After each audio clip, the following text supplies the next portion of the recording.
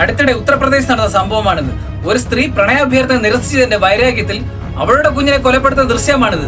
ഇതൊരൊറ്റപ്പെട്ട സംഭവമാണോ? അല്ല. എന്തിന്, നമ്മുടെ സ്വന്തം കേരളത്തിൽ 2 ദിവസത്തിന് മുന്നേ ഒരു സംഭവം നടന്നു.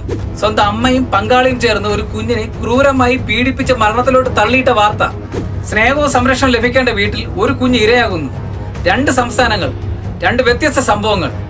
മരണപ്പെട്ടതും ഇരയായതും 2 പിഞ്ചു കുഞ്ഞുങ്ങൾ. ഇവിടെ നാം ചോദിക്കേണ്ട ഒരു ചോദ്യമുണ്ട്.